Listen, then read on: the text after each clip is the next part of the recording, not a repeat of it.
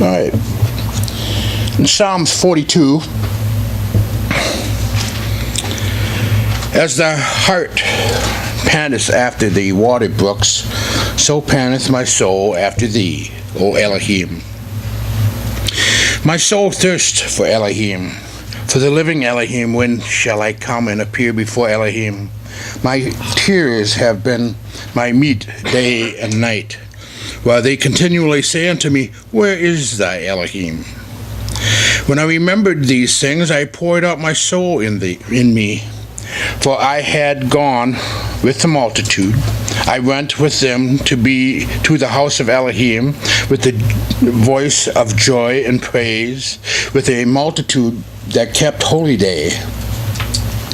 Why art thou cast down, O my soul? Why art thou disquieted in me? Hope thou in Elohim, for I shall yet praise him for the help of his countenance. O my Elohim, my soul is cast down within me.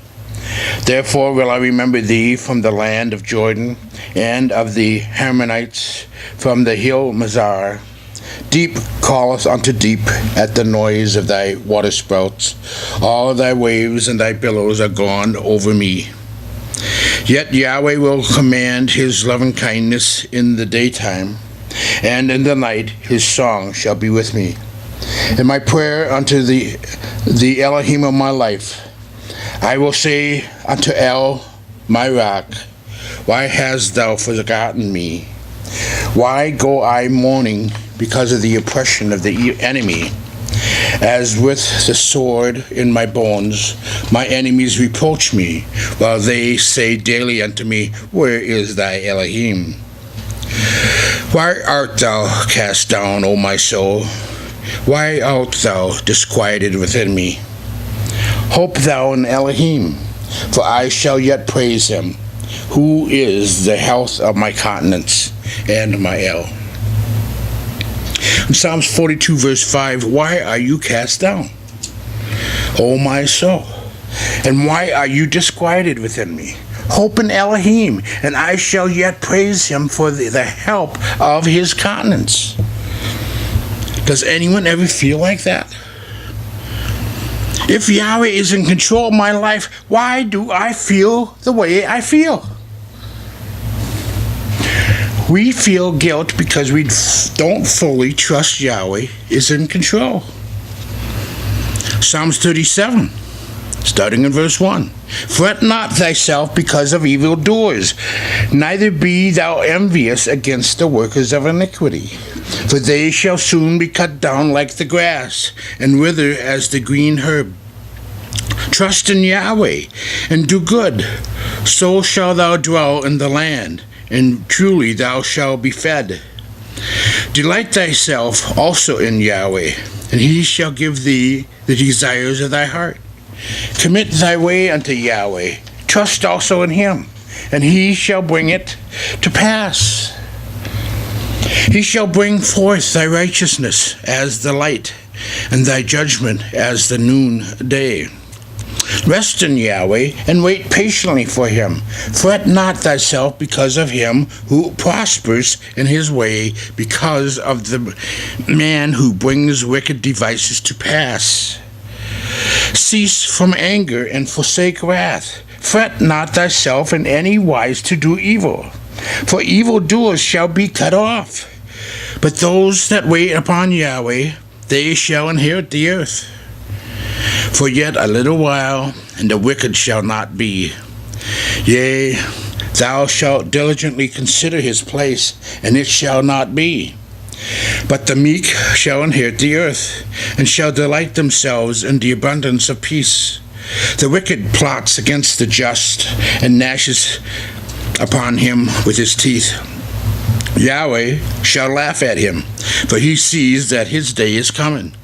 The wicked have drawn out the sword, and have bent the bow, to cast down the poor and needy, and to slay such as be of upright conversation.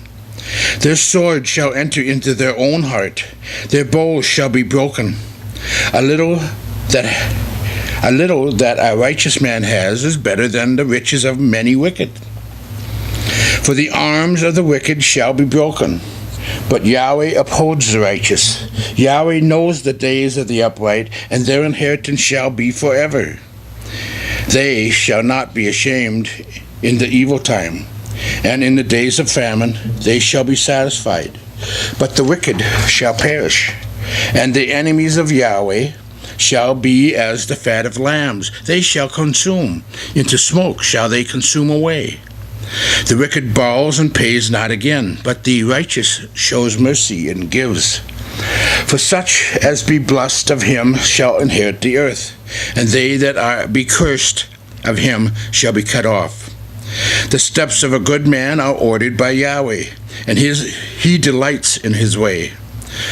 Though he fall, he shall not be utterly cast down, for Yahweh upholds him with his hand.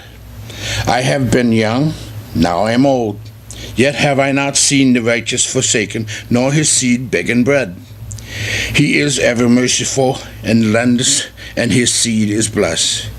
Depart from evil and do good, and dwell for evermore. For Yahweh loves judgment and forsakes not his saints. They are preserved forever, but the seed of the wicked shall be cut off. The righteous shall inherit the land and dwell therein forever. The mouth of the righteous speaks wisdom, and his tongue talks of judgment. The law of his Elohim is in his heart. None of his steps shall slide.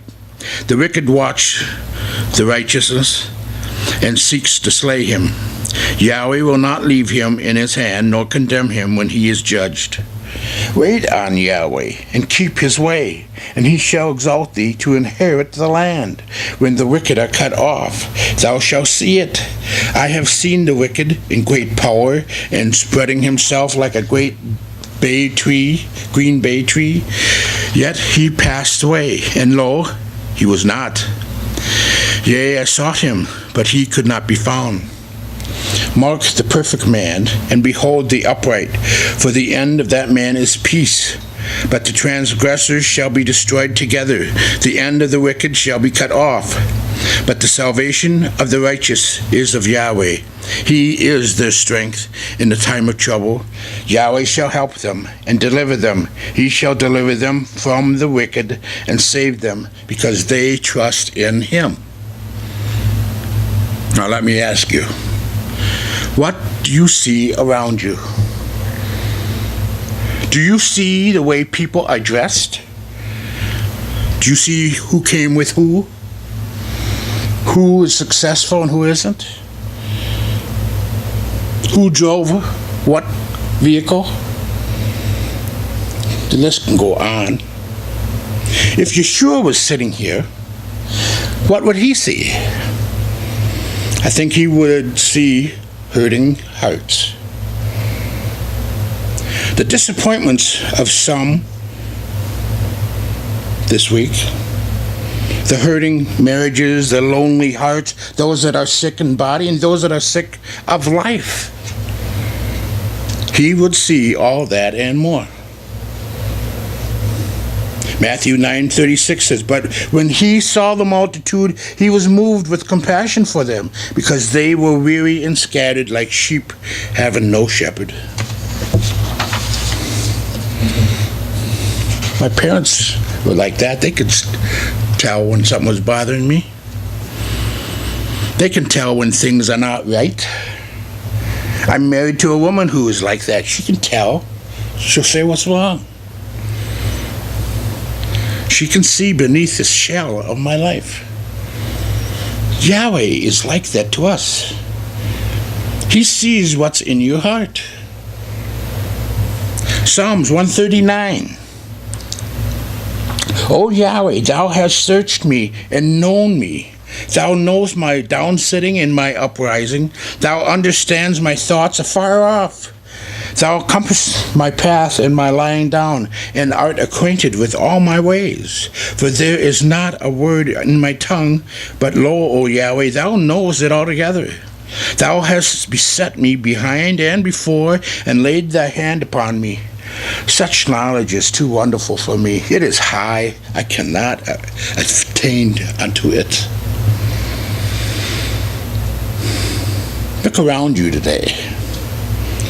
On the outside, people look like they have everything together, but only they and Yahweh knows the pain that they carry in their heart. He sees.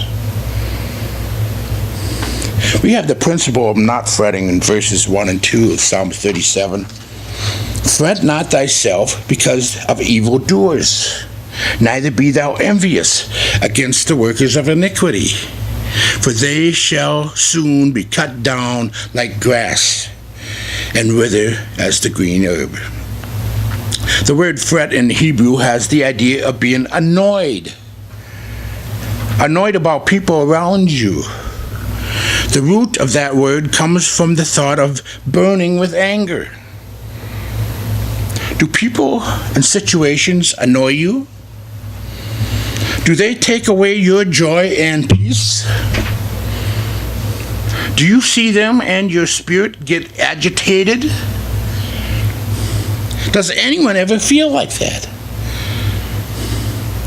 He says not to be jealous or envious of others and their prosperity. He tells us that it is only temporary. Psalm 37, verse 25. I have been young, and now am old. Yet have I not seen the righteous forsaken, nor his seed begging bread. David is now looking back at his life. Imagine yourself walking with him through the gardens, and he's giving you advice about life. He turns to you and says, fret not. When I take my eyes off of Yahweh, I worry and fret. I become envious. When I look at and compare myself to others, I become upset. This is a psalm for those of us who find ourselves on the short end of the stick more often than not. And we're fed up with it. David is speaking to people here who are trying to cling to Yahweh's word and Yahweh's way of life, but keep getting cut off by people taking shortcuts. People who care nothing for Yahweh or anyone but themselves. In this psalm, David encourages us to look at the bigger picture, not the smaller. Before she died, a grandmother said, if I knew I was going to live this long, I would have started enjoying life a lot sooner. Between the ages of 40 and 80, she worried about everything. At the age of 80, she decided to start enjoying life. She said that she enjoyed the little things, sitting by the window every day and drinking tea and taking walks every day. She told her family, learn to enjoy life right now. Then we have the principle of trusting. In Psalm 37, verse 3. Trust in Yahweh and do good, so that thou dwellest in the land, and truly you shall be fed. This trust word has the idea of safety. It speaks of being in a refuge. You know, in the 70s, there was a phrase, try Jesus. This sounded like you were trying out Jesus like you would Pepsi Cola. But trusting is another matter. It speaks of totally leaning upon Him for the answers of your life. Psalm 37 speaks of putting your trust in Yahweh when all the circumstances of life are screaming something else. The bad guys seem to be winning. Look at verses 7, 12, 14, 16, and 35. Rest in Yahweh and wait patiently for Him. Fret not thyself because of him who prospers in his way, because of the man who brings wicked devices to pass. Verse 12, the wicked plots against the just and gnashes upon him with his teeth. Verse 14, the wicked have drawn out the sword and have bent their bows to cast down the poor and needy and to slay such as be of upright conversation. Verse 16, a little that his righteous man has is better than the riches of many wicked. 35, I have seen the wicked in great power and spreading himself like a green bay tree. They are growing in power. They are growing in influence, in confidence, in wealth, while the righteous in the land were just scraping along, barely making it. But David had made up his mind. He was going to place his full weight on Yahweh's faithfulness, come what may. This is the kind of trust that brings healing to a troubled heart. Some time ago, a man and his brother were riding horses. The horses wanted to run, and the first man was afraid. He held back. The problem is trotting was becoming uncomfortable on his southern hemisphere. The brother kept telling him, just let the horses run, and then it would be smoother. There's a different glide in the running pattern when in trotting pattern. By accident, he let go of the reins and the horse began to run. Surprisingly, it was much smoother. Why didn't he trust earlier? You can't trust until you are slightly out of control. You aren't trusting until you've leaned so hard on him that if you fell, you could not catch yourself. This means getting aside all secondary options, setting it aside. Backup systems, set it aside. Emergency parachutes, set it aside. Trust says, I've gone so far and there's no return for me. If Yahweh doesn't save me and hold me up, I'll go under. Proverbs 3 verse 5, trust in Yahweh with all thy heart, and lean not unto thy own understanding. Then we have the principle of dwelling. In verse 3, Psalm 37:3, trust in Yahweh and do good, so shalt thou dwell in the land, and truly thou shalt be fed. Two words expresses the thought here. Number one is dwelling, number two is feeding. Dwelling has the idea of abiding, residing, to settle in, to establish. Basically, I'm here to stay. I read recently of an orphanage that was rescuing children right off the streets. They would bring them in and clean them up and care for them. The problem was that the children could not sleep at night. Often they would cry way into the wee hours of the night. Finally, it dawned on someone what to do. They figured out that the children were so used to going to bed hungry that they were living in fear of tomorrow. They were okay now, but would they be tomorrow night? So what they did was, every night, when they were tucked into bed, each child was given a large bread roll that he or she could tuck under their pillow. It would be there during the night if they would get hungry. It would be there in the morning as reassurance of the loving care that was available to them. From that night on, the crying stopped. The children went right to bed. In this passage, it seems that David is telling us, as children of Yahweh, that we never have to go to bed at night wondering whether or not he will be there when we wake up. He tells them, dwell in the land and feed on his faithfulness. The New International Version puts it this way, dwell in the land and enjoy safe pastures. When David wrote this psalm, he had seen a lot of life.